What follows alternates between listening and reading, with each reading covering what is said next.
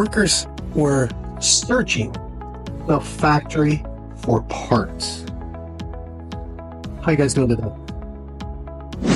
Formula One team, Williams, is running on Excel because the alternative systems are viciously expensive.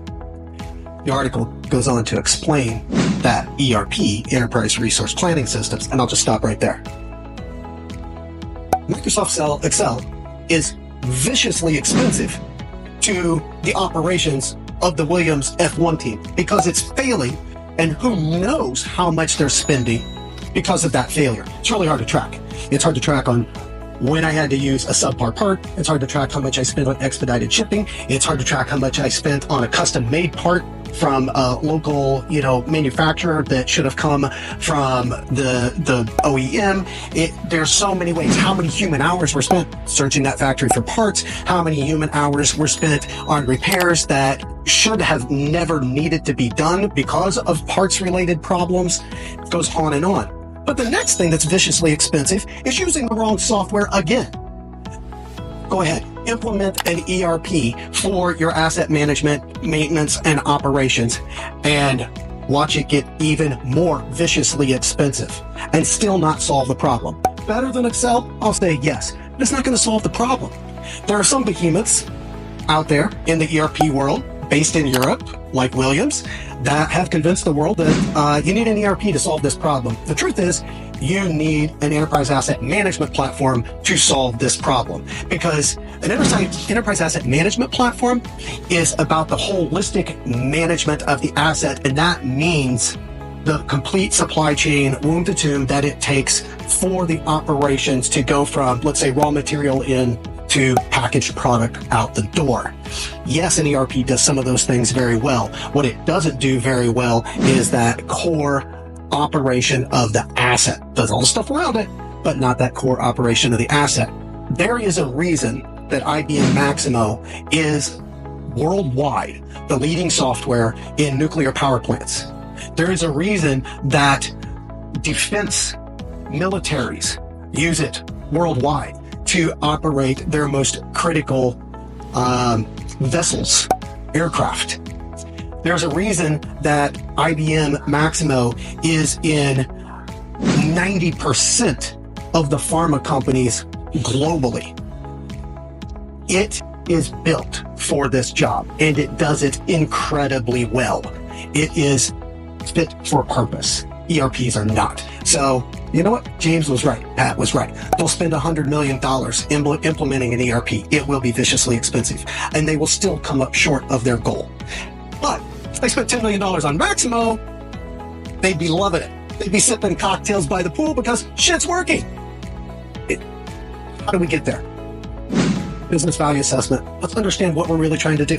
What are we trying to capture within our business? What are we operating? Let's understand where the holes in the bucket are. Let's understand what's eating our shorts, so to speak. And then let's look at how those things should be solved from a business practice perspective. And then let's look at the software that's a best fit. I would say, even in this case, knowing Maximo for 30 years, having implemented it for aviation use, for defense use in nuclear, oil and gas, all kinds of industries, I'm pretty confident it's what they need. But I would still say, go through the business value assessment exercise, because you're going to learn a lot about your business that you will not otherwise learn. Even if you came in and just implemented Maximo and it worked flawlessly for the problem you're looking at, you would still miss all of these other things that are going to become ankle biters. They're going to become an annoyance, and they're still going to be costing you money. Whereas if you come in with a full business value assessment up front, you'll get those in there too. You'll have one solution, and it's probably a $10 million, might even be $5 million, nowhere near the $50, $100 million it's going to cost you to implement an ERP. And it's going to work better. And by the way, it interfaces with the ERP, right? As an example, SAP. IBM Maximo has an out-of-box adapter, plugs right into SAP. So the software is built for this. It does it really well. It's interesting to see what we as consumers look at as some of the highest performing assets in the world, and shockingly how terrible and inefficient the back end is on those. We've seen it with airlines. Why are airplanes late so often?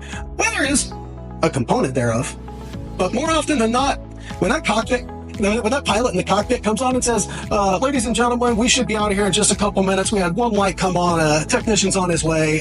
We should be out of here. And an hour later, he's explaining to you that they're still filling out paperwork, right? Antiquated systems. They're not holistic. They aren't fit for purpose. They are cumbersome.